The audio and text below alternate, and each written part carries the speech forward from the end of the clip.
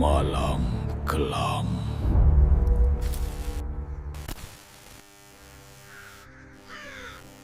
Namanya Pak Harto, usianya hampir 40, tubuhnya agak membungkuk karena terlalu sering berdiri seharian di dapur.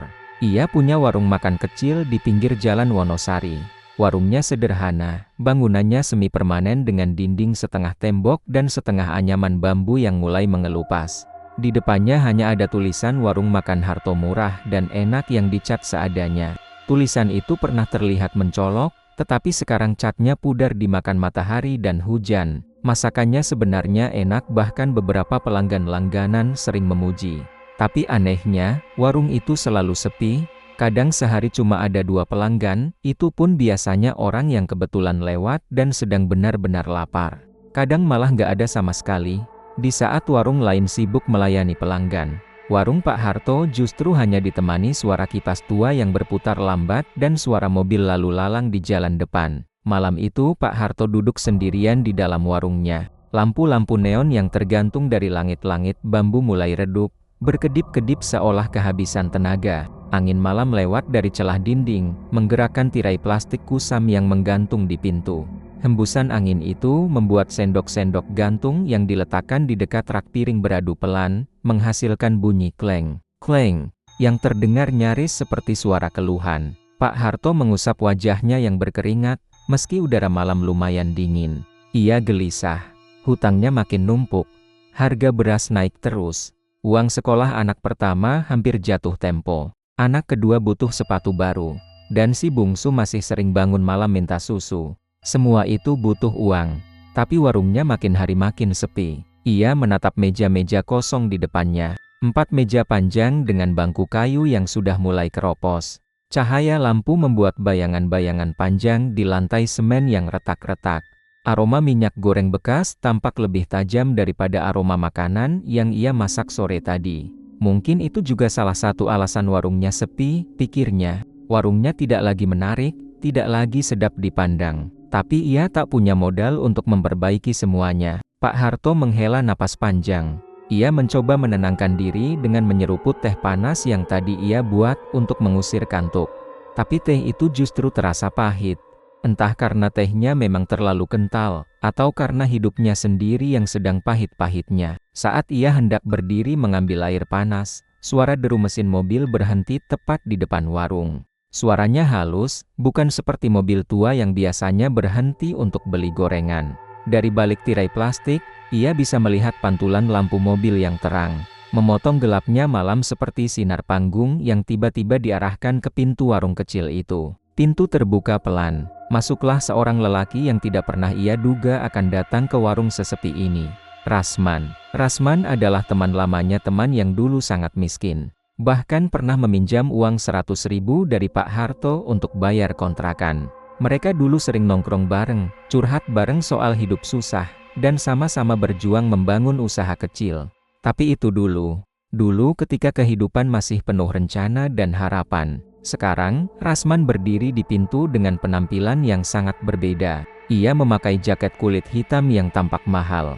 Jam tangan berkilau yang dari jauh saja sudah terlihat harganya pasti tidak wajar untuk orang biasa. Dan parfum wangi yang menyebar ke seluruh ruangan, menutupi bau bawang goreng yang biasanya menjadi aroma khas warung. Pak Harto terkejut. Matanya membesar, tidak percaya dengan apa yang ia lihat. "Man, kamu?" Suaranya nyaris tercekat. Rasman tersenyum santai, tetapi ada sesuatu dalam senyumnya yang membuat Pak Harto merinding. Entah kenapa, senyum itu terasa dingin.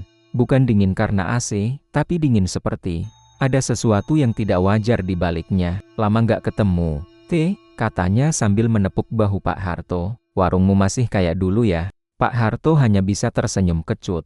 Ia merasa malu. Malu karena temannya yang dulu miskin sekarang hidup mewah. Sementara ia masih di sini di warung kecil yang lampunya pun sudah hampir mati. Setelah duduk, Rasman memesan 1 porsi mie goreng dan segelas kopi.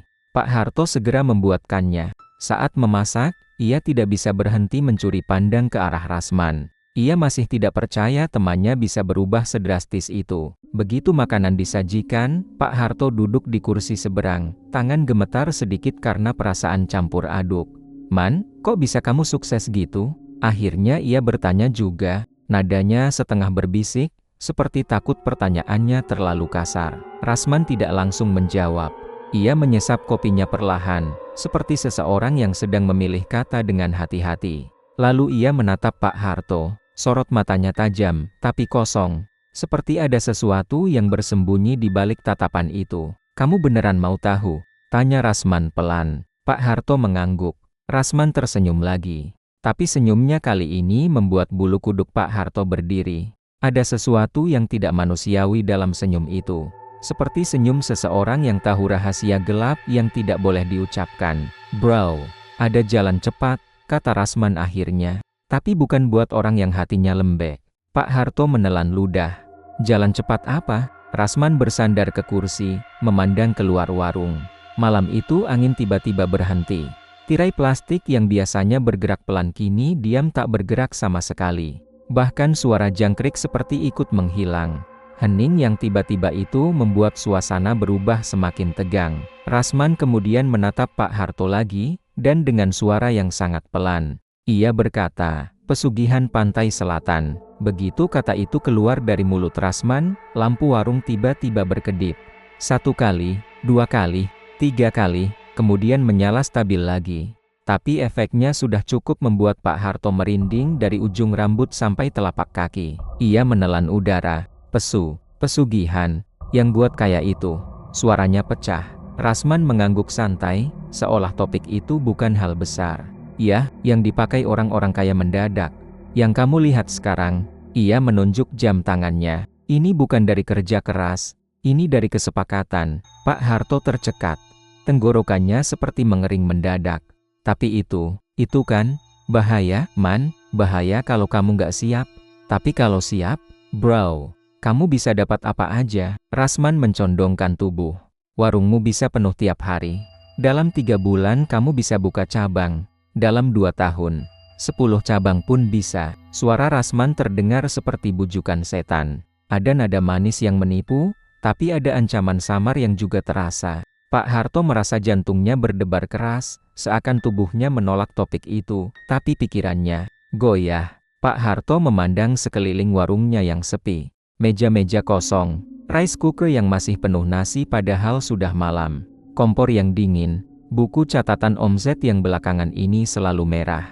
Semua itu membuat kata-kata Rasman terasa seperti jawaban yang selama ini ia tunggu. Tapi ia masih ragu. "Kamu yakin ini bukan main-main?" tanyanya lirih. Rasman merebahkan punggungnya ke kursi lagi, menyilangkan tangan, dan berkata dengan nada lebih serius, Kamu pikir orang-orang kaya mendadak itu dapat uang dari mana? Usaha kecil kayak kamu mana bisa bersaing tanpa bantuan gaib?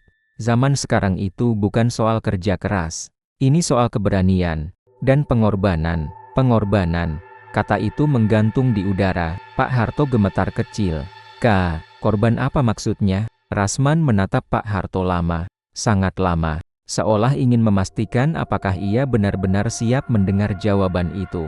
Lalu ia berkata dengan nada datar, "Kamu harus menyerahkan sesuatu yang paling kamu sayang." Perut Pak Harto seperti ditinju dari dalam. Ia ingin bertanya lebih jauh, tapi suaranya hilang. Mulutnya terbuka, tapi tak ada kata yang keluar. Rasman kembali tersenyum kecil, lalu berkata, "Tapi itu nanti. Yang penting kamu harus datang dulu ke orang yang tepat. Ke guru yang sudah buka jalan untukku." "Guru?" Pak Harto mengulang. "Ya, seorang dukun di daerah Pantai Selatan. Dia yang akan bantu kamu ketemu." Sosok yang pegang perjanjian. Pak Harto merasa tubuhnya tiba-tiba dingin. Bukan dingin karena angin, tetapi dingin karena ketakutan yang tiba-tiba merayap dari dalam dada. Ia memegang gelas teh yang sudah dingin, tapi tangannya masih gemetar. Rasman tampak tidak terganggu sama sekali. Ia menghabiskan mie gorengnya, lalu berdiri dan mengenakan jaketnya lagi. Kamu pikirkan baik-baik. Tapi kalau kamu nunggu terlalu lama, warungmu bisa benar-benar tutup. Dan waktu itu datang, kamu akan nyesel kenapa nggak ambil kesempatan ini lebih awal." Rasman berjalan menuju pintu. Saat ia membuka tirai plastik, lampu warung kembali berkedip. Angin kembali berembus, kali ini dingin dan membawa aroma yang tidak biasa seperti bau laut yang jauh. Padahal warung itu sangat jauh dari pantai. Sebelum keluar, Rasman menoleh sekali lagi. Kalau kamu siap, besok malam ikut aku. Kita berangkat jam 9. Jangan telat. Pak Harto tidak menjawab. Ia hanya menatap Rasman pergi dengan langkah pelan, lalu suara mesin mobil mewah itu menghilang di tikungan. Setelah Rasman pergi, warung kembali hening. Terlalu hening. Bahkan suara angin pun seperti mati. Lampu di sudut dapur kembali berkedip, kali ini lebih lama. Meja-meja kosong menatapnya seperti sesuatu yang hidup. Aroma laut samar masih menggantung di udara. Pak Harto duduk lagi, mengusap wajahnya. Ia tidak tahu apa yang harus ia pikirkan. Kata pesugihan terus terngiang-ngiang di kepalanya, seperti bisikan yang mengundang tapi mengancam sekaligus. Ia menatap foto ketiga anaknya yang tergantung di tembok. Senyum mereka membuatnya semakin bimbang. Bisakah ia melakukan hal gila seperti itu? Tapi, kalau tidak ada jalan lain, apakah ia akan kehilangan semuanya? Lampu warung berkedip sekali lagi, lalu mati sebentar, lalu menyala. Dan malam itu, untuk pertama kalinya, Pak Harto merasa ada sesuatu yang sedang mengawasinya dari sudut ruangan. Awalnya Pak Harto memang ragu. Kata-kata Rasman tentang pesugihan pantai selatan terus terngiang-ngiang di kepalanya. Setiap kali ia hendak melupakan, bayangan wajah Rasman, mobil mahalnya, jam mengkilatnya, dan cara bicaranya yang penuh keyakinan selalu muncul tiba-tiba. Rasman benar-benar terlihat seperti orang yang tidak punya beban hidup. Tidak lagi miskin seperti dulu. Tidak lagi mengeluh soal ayah sakit, kontrakan nunggak, atau utang warung kecil yang tak pernah lunas. Ia sekarang terlihat seperti orang yang hidupnya sudah jauh di atas awan. Sementara itu, setiap malam Pak Harto menghitung uang hasil warung yang semakin menyedihkan. 3 hari setelah pertemuan dengan Rasman, total pemasukan bahkan tidak cukup untuk membeli gas dan minyak goreng baru. Ada saat ia hanya duduk diam di bangku dapur sambil memegang kepala, merasa dunia menekannya dari segala arah. Ia sempat berpikir untuk menutup warung saja, tapi ia tidak punya keahlian lain. Ia sudah menghabiskan hampir 20 tahun hidupnya memasak. Itulah satu-satunya hal yang ia tahu. Rasman muncul lagi 2 hari kemudian, tepat saat warung benar-benar kosong. Ia berdiri di pintu sambil mengetuk kayu kusen 2 kali. Malam ini, katanya singkat. Tanpa basa-basi, tanpa panjang lebar, Pak Harto menelan ludah, tapi hatinya telah terpampang jelas rasa putus asanya. Ia tidak lagi punya pilihan. Bagian kecil dalam dirinya masih berteriak agar ia menolak.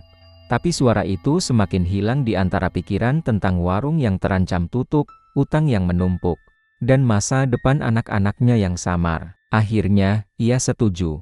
Dengan suara pelan dan hampir tidak terdengar, ia berkata, "Baik, Man, aku ikut."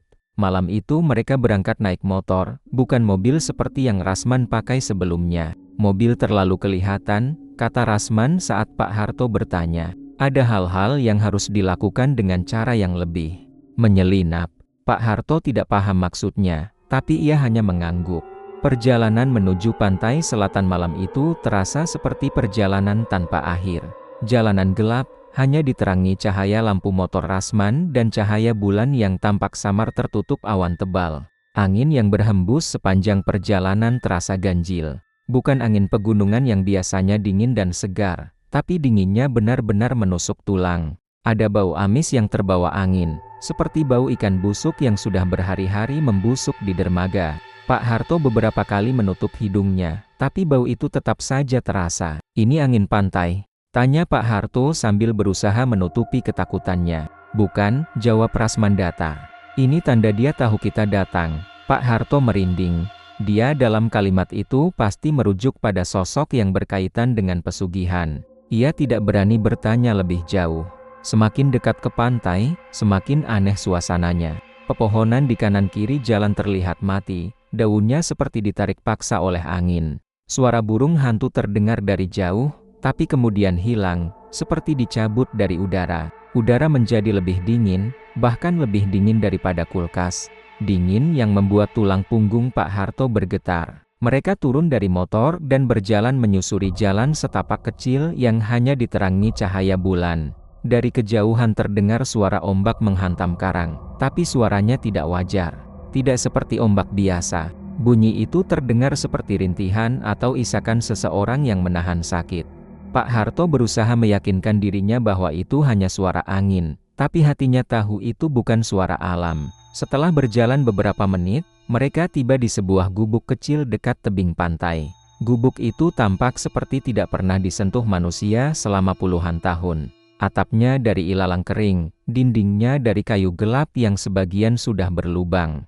Tetapi anehnya, meski tampak rapuh, gubuk itu berdiri kokoh dan tidak goyah meski angin laut berembus sangat kencang. Di depan gubuk itu duduk seorang lelaki tua. Rambutnya sangat panjang, kusut, dan terlihat seperti tidak pernah dipotong sejak ia lahir. Matanya hitam legam, tanpa pantulan sedikit pun, seperti dua lubang gelap yang menelan cahaya. Kulitnya keriput parah, bukan keriput karena usia biasa, tapi keriput seperti seseorang yang habis dijemur ratusan tahun di bawah matahari. Tangannya kurus, jarinya panjang, kukunya hitam seperti arang. Dialah dukun pesugihan yang diceritakan Rasman. Sosok itu tidak menatap kedatangan mereka, tapi seolah tahu kehadiran mereka dari suara langkah, ia berkata dengan suara serak dan dalam, "Kalian datang terlambat."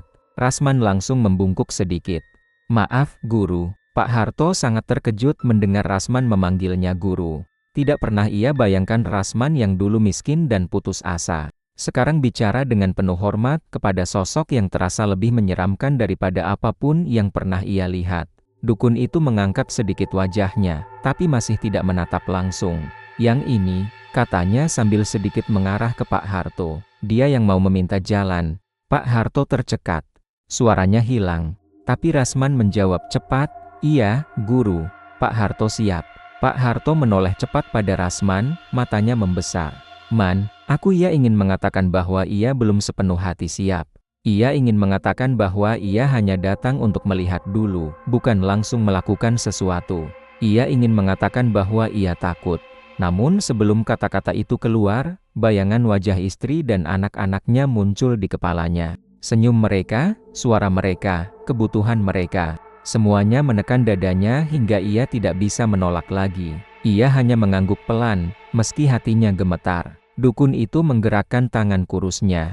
Gerakan itu pelan, tapi terasa seperti memerintah udara. Angin yang sebelumnya berembus kencang tiba-tiba berhenti total. Sunyi, tidak ada angin, tidak ada ombak, tidak ada suara apapun. Pukul 2 dini hari.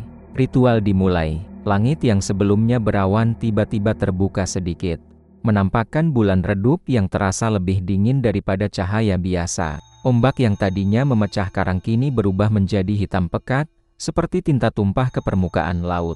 Begitu hitamnya, permukaan laut terlihat seperti kaca gelap yang tidak memantulkan apa-apa. Rasman berdiri di samping Pak Harto, membawa seekor ayam hitam dalam keadaan pingsan. Dukun itu mulai melantunkan mantra dengan bahasa yang tidak dimengerti Pak Harto. Suaranya seperti berasal dari tempat jauh, seakan tidak keluar dari mulutnya. Mantra itu terdengar seperti gabungan suara laki-laki dan perempuan, kadang berat, kadang tinggi, kadang seperti suara orang yang menangis. Rasman kemudian menyembelih ayam hitam itu dengan pisau kecil yang mata pisaunya tampak berwarna hijau kusam. Darah ayam itu ditampung ke dalam batok kelapa, lalu Rasman mencelupkan dua jarinya dan mulai menggambar simbol-simbol aneh di pasir. Simbol itu bukan tulisan, bukan gambar hewan, bukan juga lambang tanggung. Bentuknya seperti sesuatu yang tidak berasal dari dunia manusia. Sementara itu, dukun terus membaca mantra, bahkan semakin keras. Suaranya menggema di seluruh area pantai, tapi tidak ada hewan atau suara alam yang menanggapi. Semuanya tetap sunyi. Pak Harto berdiri gemetar. Ingatannya dipenuhi wajah anak-anaknya. Ia mulai menyesal datang. Ia ingin mundur. Tapi Rasman berdiri di belakangnya, seakan menghalangi jalannya untuk mundur.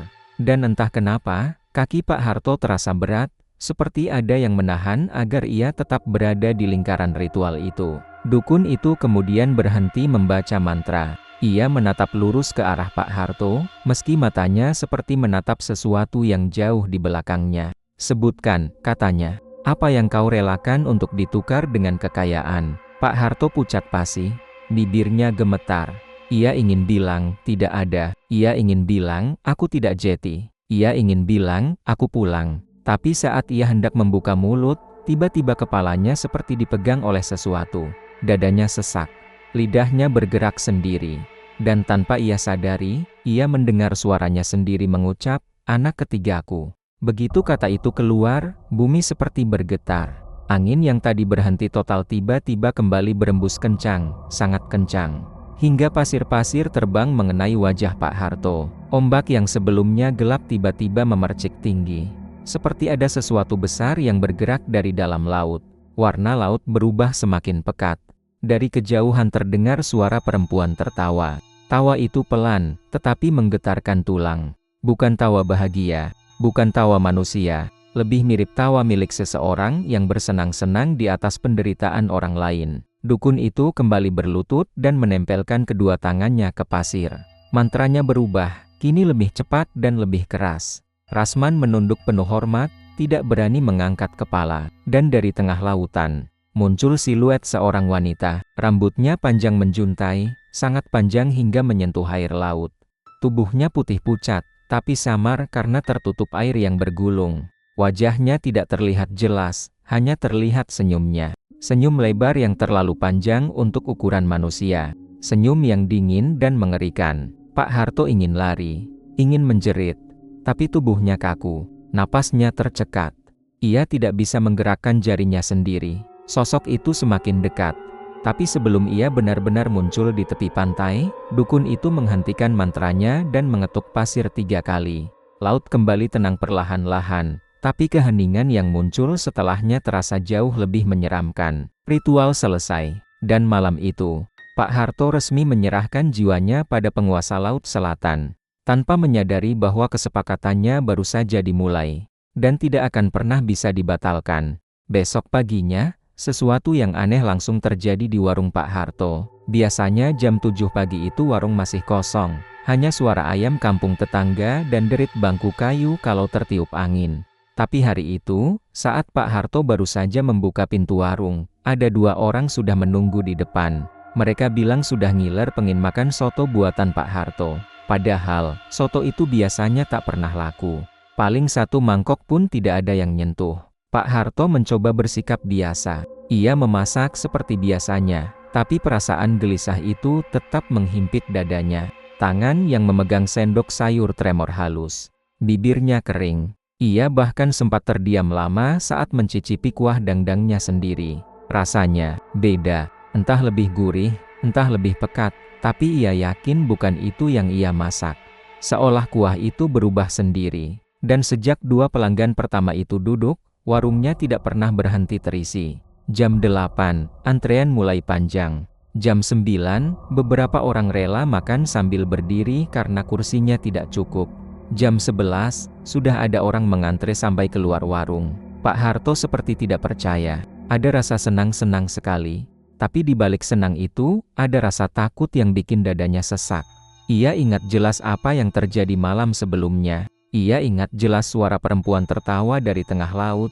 Ingat jelas wajah dukun yang matanya gelap seperti lubang tanpa dasar. Dan yang paling ia ingat, adalah kata-kata yang keluar dari mulutnya sendiri, tanpa ia kuasai, "Anak ketigaku." Saat mengingat itu, perutnya mual. Tapi arus pelanggan terus berdatangan seperti ada magnet raksasa yang menarik mereka ke sana. Dan semakin banyak yang datang, semakin banyak uang yang masuk. Laci kasir hampir penuh sebelum jam makan siang. Siang itu, ketika warung padat seperti pasar, banyak pelanggan berbisik pada teman-temannya. "Masakannya kok nagih banget ya? Kayak ada rasanya yang." "Gimana gitu? Biasanya aku makan soto cuma setengah mangkuk. Ini tadi nambah 2, aku nggak ngerti. Tapi setiap suapan kayak bikin pengin ambil lagi." Pak Harto pura-pura tidak mendengar komentar itu. Tapi ia tahu betul kenapa pelanggan bisa begitu lahap. Ia tahu apa yang telah ia tukarkan untuk rasa luar biasa itu. Sore hari, saat warung akhirnya sedikit sepi, Pak Harto masuk ke dapur dan menatap panci besar yang masih mengeluarkan uap. Ia menghirup aroma kuahnya. Dan entah kenapa, dari tengah aroma gurih itu, ia menangkap bau lain. Bau amis kental yang familiar. Bau yang ia cium malam itu di tepi pantai. Ia menelan ludah. Dada sebelah kirinya terasa nyeri pendek. Lalu ia menarik napas panjang dan memaksa dirinya untuk percaya bahwa semua baik-baik saja. Tapi sebenarnya, tidak. Malam itu, saat warung sudah tutup, ia pulang dengan kantong plastik penuh uang. Istrinya, Sri terkejut bahagia tentu saja. Ia memeluk suaminya dan bilang kalau ini mungkin rezeki yang selama ini ditunggu-tunggu. Tapi Pak Harto hanya tersenyum hambar. Saat malam semakin larut, ia masuk ke kamar anak-anaknya. Dua anak pertamanya sudah tidur pulas. Tapi kasur kosong di sebelah lemari, yang biasanya untuk anak bungsunya, membuat dadanya seperti diremas pelan. Anak ketiganya, Bimo, baru berusia 3 tahun. Ceria, lucu, selalu memanggil Pak Harto Papa Oto karena belum bisa melafalkan huruf hari. Bimo biasanya tidur memeluk Guling yang kecil itu. Guling yang kini tergeletak lemas di kasurnya. Pak Harto duduk di tepi kasur Bimo, menatap Guling itu lama sekali. "Maafin Papa," bisiknya lirih. Ia memejamkan mata. Lalu, dari bawah kasur, terdengar suara kecil, pelan, seperti suara yang keluar dari tenggorokan anak kecil.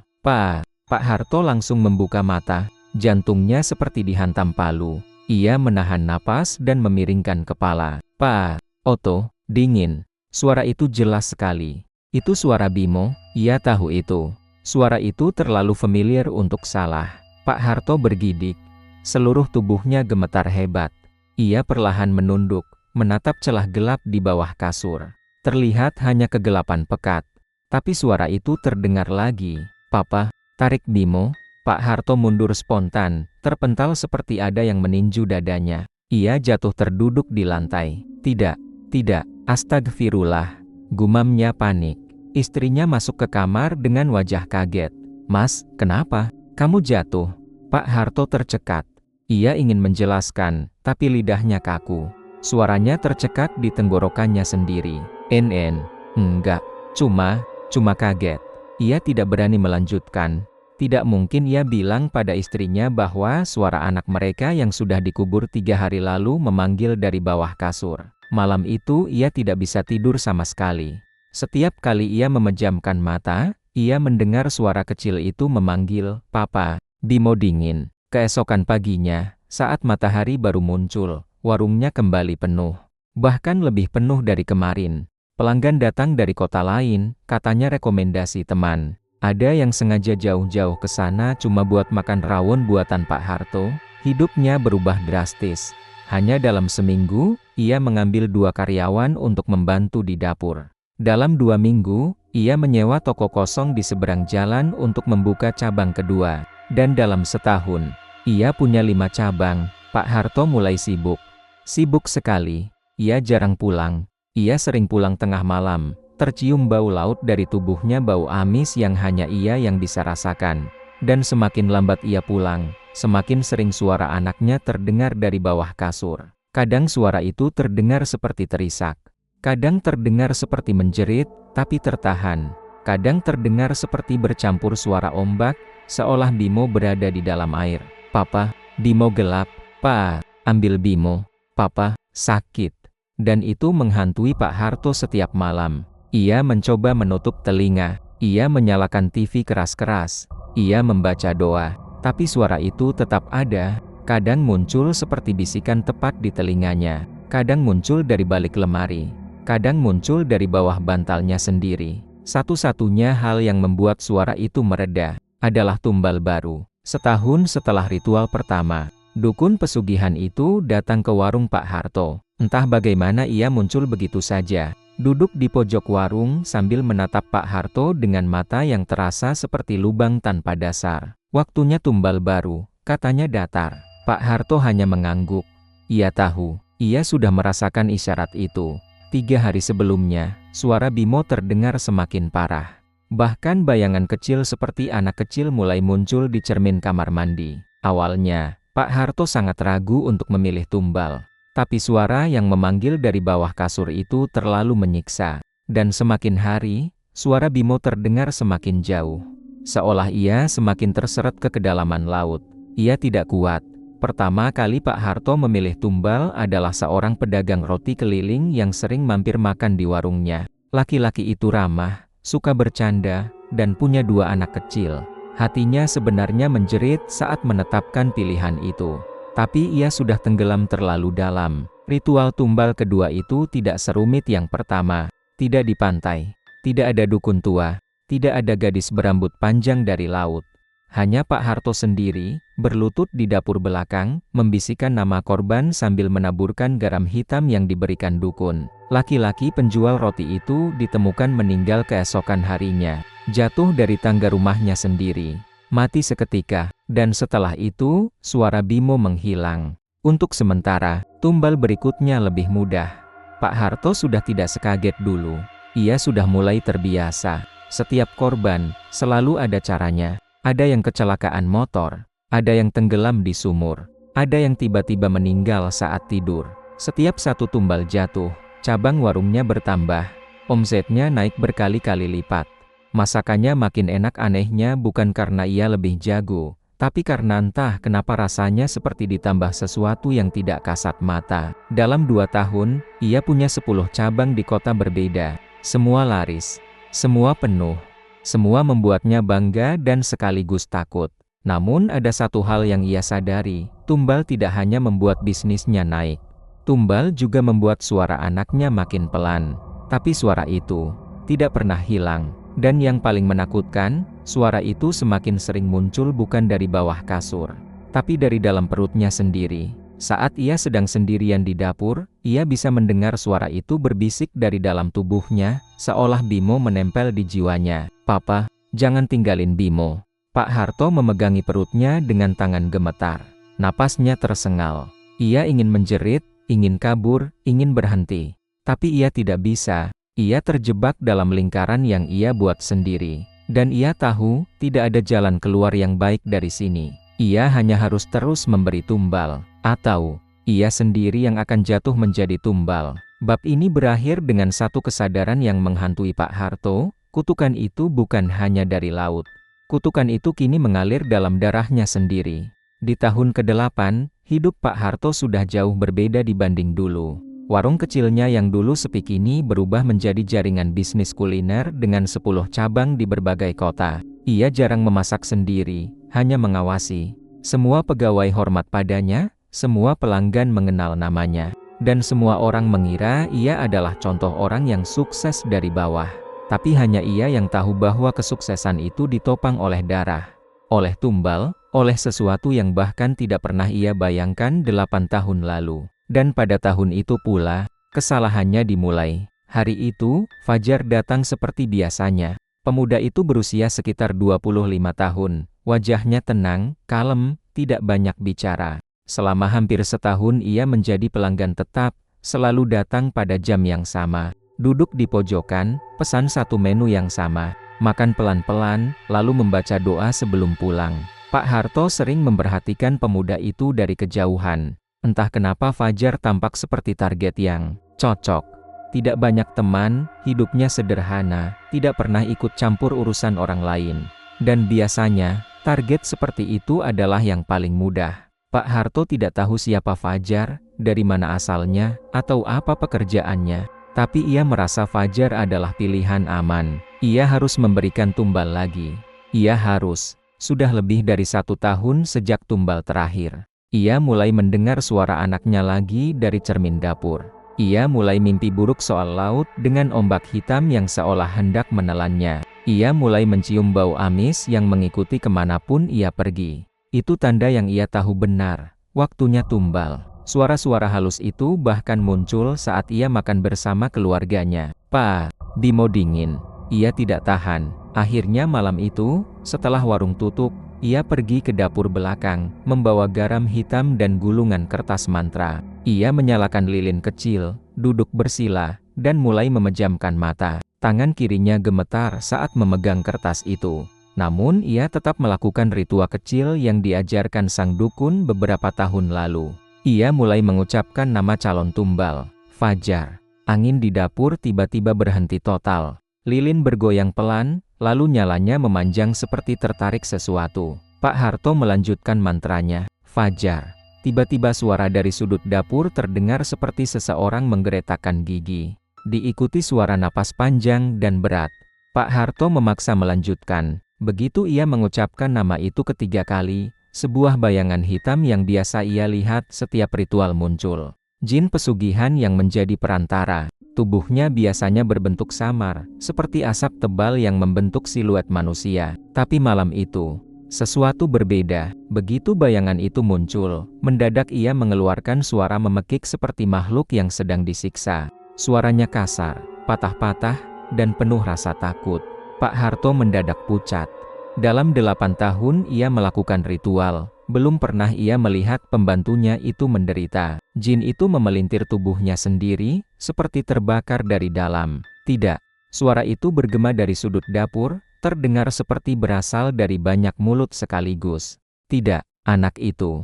Tidak bisa. Angin berembus dari arah pintu. Lilin padam seketika. Ruangan menjadi gelap total. Dalam kegelapan itu, suara lain muncul. Suara berat dan geram. Kau salah pilih. Manusia kotor. Kau salah pilih mangsa. Pak Harto terpaku. Mulutnya kaku. Ia ingin bangun, tapi lututnya lemas. Lalu dari luar dapur, terdengar derap langkah cepat. Dukun pesugihan muncul begitu saja di pintu dapur. Entah bagaimana ia tahu ritual sedang dilakukan. Matanya merah seperti habis menangis darah. Ia menatap Pak Harto dengan ekspresi marah yang jarang ia lihat sebelumnya. Kenapa kau memilih anak itu? Bentaknya tajam. Kau pikir semua orang bisa jadi tumbal? Tetapi, dia sendirian. Tidak punya keluarga. Saya kira imannya terlalu kuat. Dukun itu menjerit. Dia bersih. Hatinya bersih. Doanya membakar mereka. Pak Harto tidak paham. Tapi dukun itu meludah ke lantai. Wajahnya penuh amarah. Jin-jin pesugihan tidak bisa menyentuhnya. Bahkan mendekat saja mereka terbakar. Langit di luar dapur tiba-tiba bergemuruh keras. Seperti ada gelombang besar menghantam tebing. Semua piring di rak melompat dan jatuh berserakan. Suara pecah piring memenuhi dapur. Pak Harto mundur hingga punggungnya menabrak dinding. Apa yang harus saya lakukan? Suaranya kecil, panik, gemetar. Dukun itu menatapnya dengan mata sempit. Kau pikir cuma kau yang panik? Jin pesugihan datang padaku. Mereka marah besar. Ia menunjuk ke arah laut dengan tangan gemetar. Ratu Laut Selatan murka. Kau memilih jiwa yang bukan milikmu.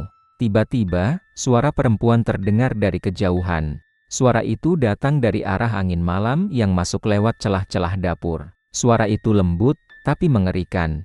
Seperti seseorang yang tersenyum sambil memegang belati. Pilih yang lain. Bisik suara itu. Dia bukan milikmu. Suara itu begitu jelas, begitu tajam, sampai membuat tengkuk Pak Harto meremang. Dukun pesugihan membeku. Ia yakin suara itu adalah suara sang penguasa Laut Selatan sendiri. Pak Harto menelan ludah berkali-kali, napasnya pendek-pendek, dingin. Ia tahu ia membuat kesalahan. Ritual itu gagal, benar-benar gagal. Dan yang lebih parah, ia tahu kegagalan itu punya konsekuensi. Keesokan paginya, dapur warung mengalami kejadian yang membuat semua pegawainya ketakutan. Rice cooker yang biasanya bersih dan hangat berubah menjadi wadah penuh nasi merah pekat.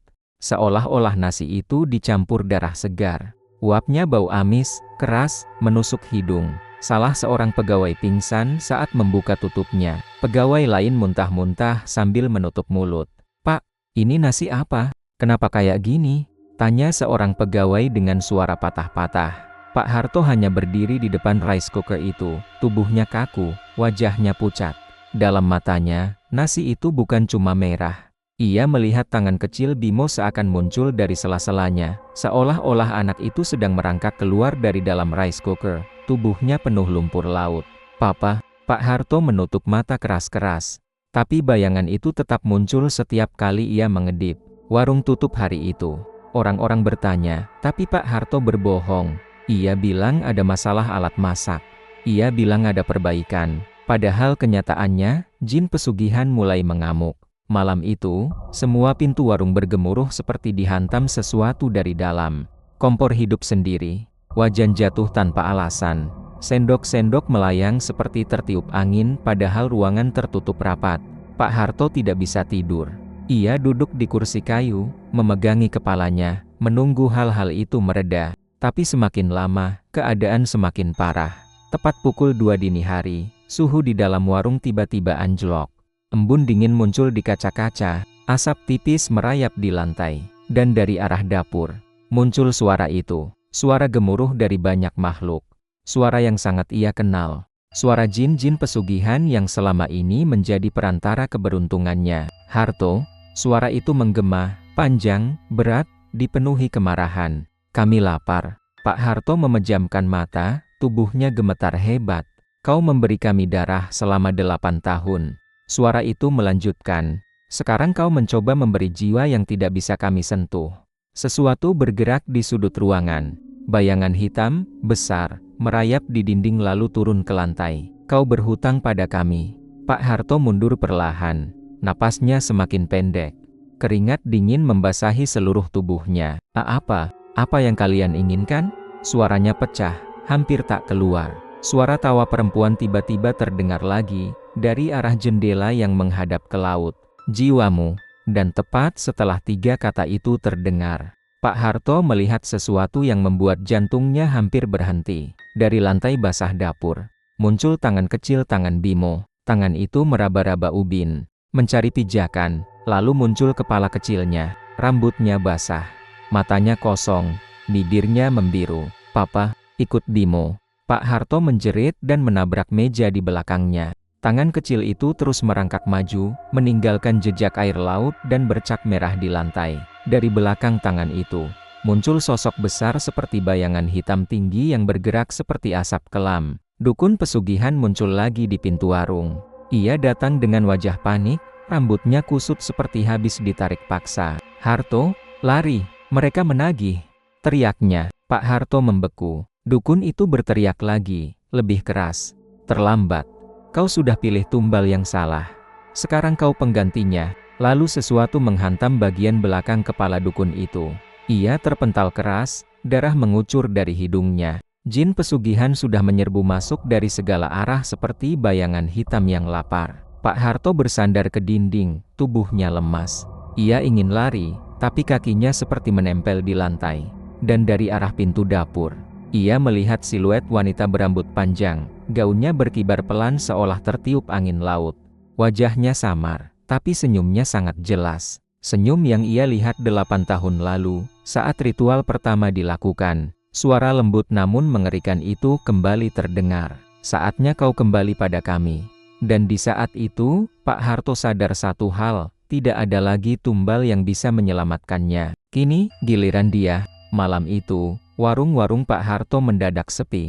Tidak ada satupun pelanggan yang datang sejak maghrib, padahal biasanya, baru pukul 6 saja. Kursi-kursi sudah penuh oleh para sopir angkot, pegawai kantor, dan warga sekitar yang membeli lauk untuk makan malam. Tidak ada yang mengerti, tapi orang-orang merasakan sesuatu yang aneh. Udara di sekitar warung seperti berat, seperti ada hawa lembab yang menempel di kulit, seperti seseorang atau sesuatu sedang memperhatikan dari balik gelap. Lampu-lampu warung sesekali berkedip, seolah ada angin dingin yang melewati ruangan padahal malam itu udara benar-benar mati, tidak ada angin sama sekali. Masakan yang dulu terkenal enak mendadak terasa hambar. Bukan cuma hambar, tapi seperti kehilangan nyawanya. Istri Pak Harto yang masak pun heran. Ia mencoba kuah soto yang biasanya gurih, tapi malam itu rasanya seperti air rebusan kosong. Bahkan setelah ia tambahkan garam berkali-kali, rasa itu tetap tidak kembali. Nasi juga jadi aneh. Setiap kali ia buka rice cooker, nasi terlihat seperti sudah semalaman dibiarkan. Lembek, warnanya sedikit kusam, dan cepat basi. Saat ia menyendok daging gulai, bau asing menyengat hidungnya. Bau anyir yang tidak mungkin muncul dari daging segar yang baru tadi pagi dibeli dari pasar. Ia mencoba bertanya pada Pak Harto, tetapi suaminya hanya duduk di kursi tengah warung. Wajahnya pucat, pandangannya kosong, dan keringat dingin membasahi lehernya. Ia tidak menjawab apapun, hanya menatap ke pintu belakang warung seolah ada sesuatu yang menunggu di sana. Istrinya tidak berani mendekat lebih jauh, karena tatapan Pak Harto bukan tatapan orang yang sedang berpikir, tetapi tatapan orang yang ketakutan sampai tidak bisa bergerak. Orang-orang di sekitar warung mulai membicarakan hal-hal ganjil.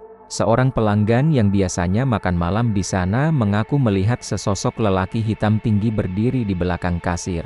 Sosok itu hanya menatap kosong, tubuhnya kurus panjang, seperti bayangan manusia yang dipanjangkan terlalu jauh.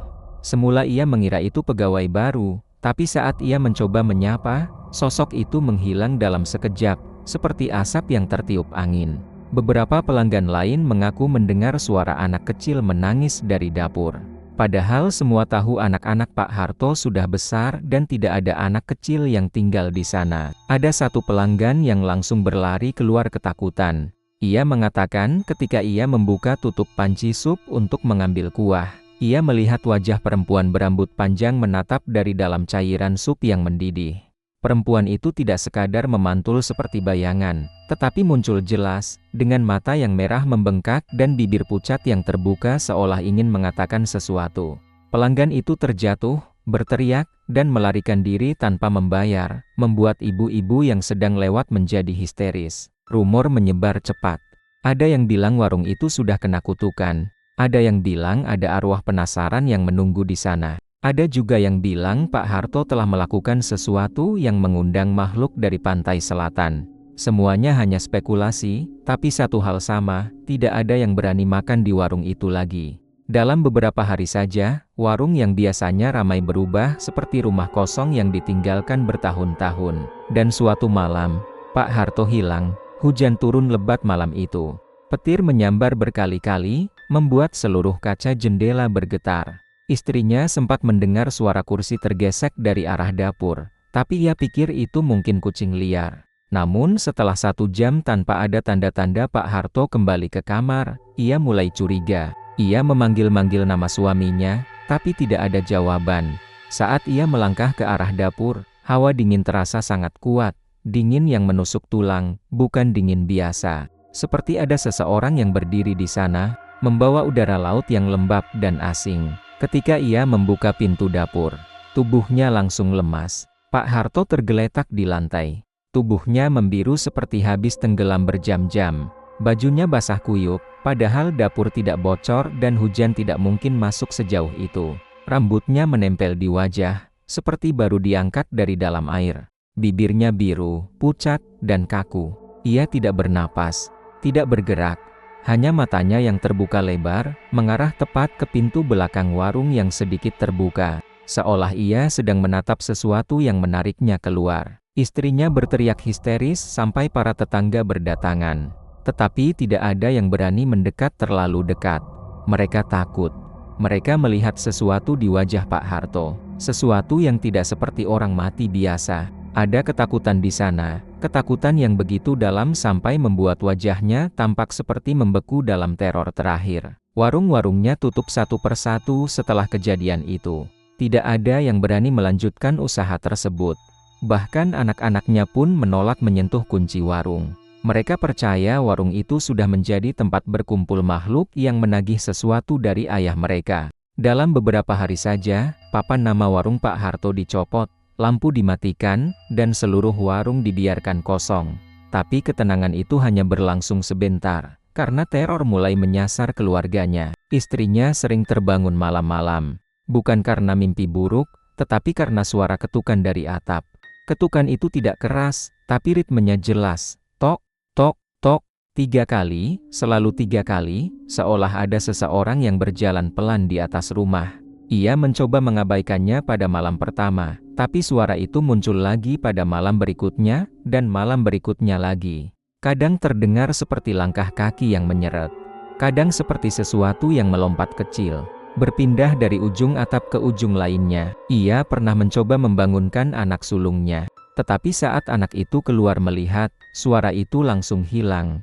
Begitu ia kembali ke kamar, suara itu muncul lagi, lebih jelas dari sebelumnya. Seperti sengaja menunggu ia sendirian. Anak-anaknya mulai melihat sesuatu juga. Suatu malam, anak bungsunya menangis ketakutan dan berlari ke kamar ibunya. Ia berkata ia melihat ayah mereka berdiri di depan pintu kamar. Tubuh ayahnya basah, seperti baru keluar dari laut.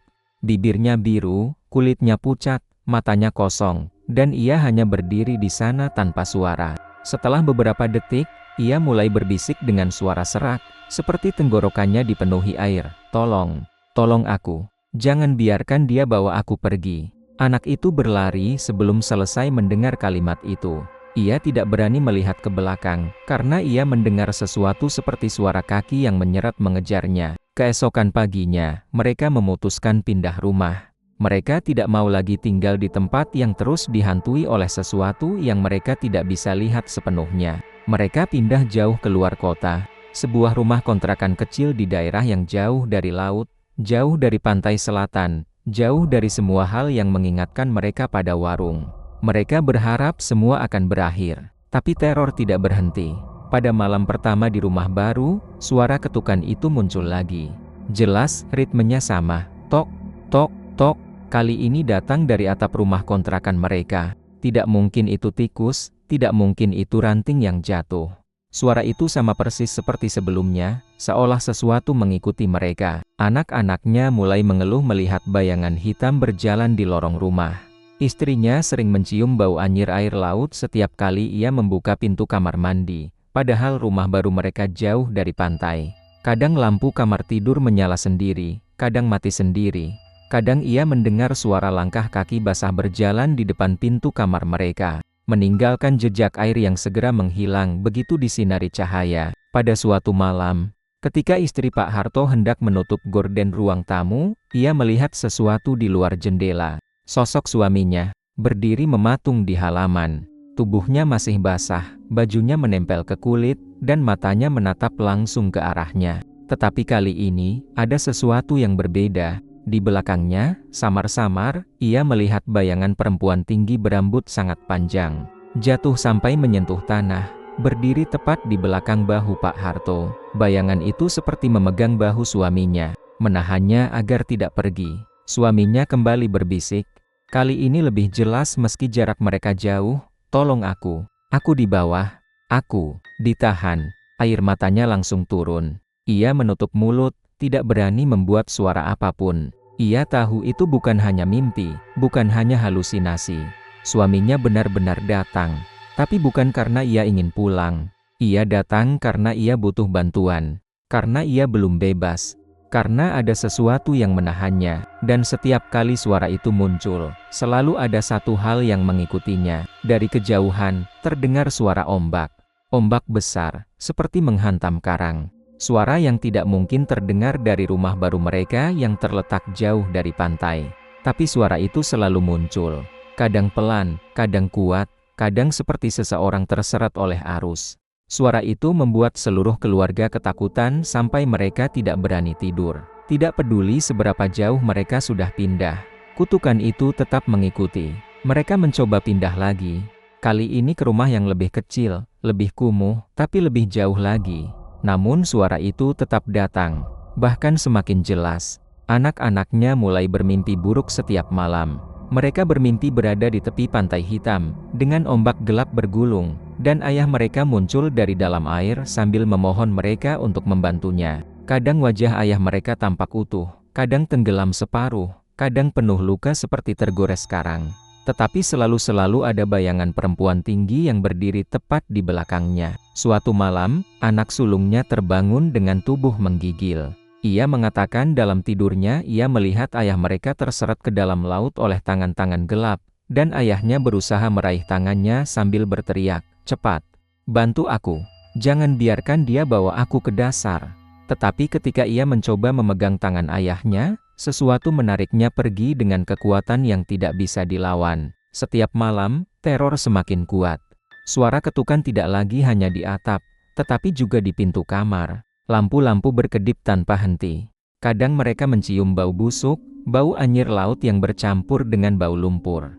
Kadang mereka mendengar suara perempuan tertawa dari luar rumah, tawa yang panjang, serak, dan terdengar seperti berasal dari tempat yang sangat jauh namun sangat dekat pada saat bersamaan. Akhirnya, istri Pak Harto meminta bantuan seorang ustaz yang dikenal kuat.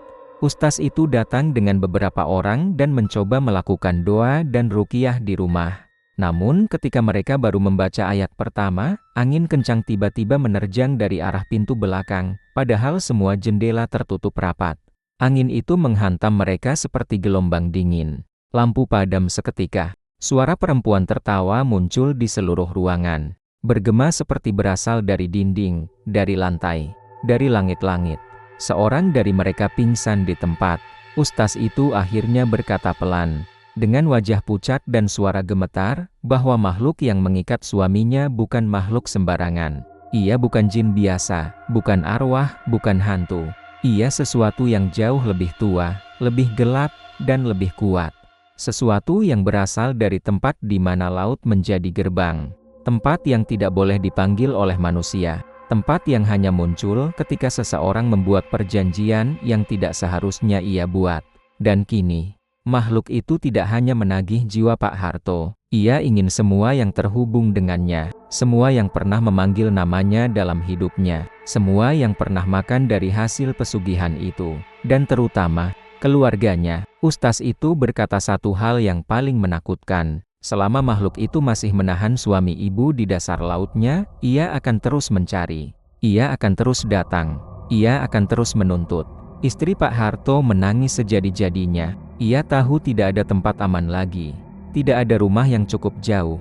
Tidak ada doa yang cukup kuat. Kutukan itu sudah terlanjur melekat pada keluarga mereka. Dan setiap kali malam tiba, suara ombak itu kembali terdengar. Semakin dekat, semakin jelas, seolah-olah pantai selatan berpindah tepat di belakang rumah mereka. Dan bahkan ketika mereka pindah ke kota yang sama sekali tidak memiliki pantai pun, suara itu masih mengikutinya. Kutukan itu tidak lagi datang dari pantai selatan. Kutukan itu kini hidup bersama mereka, dan tidak ada yang tahu kapan, atau bagaimana, itu akan berakhir.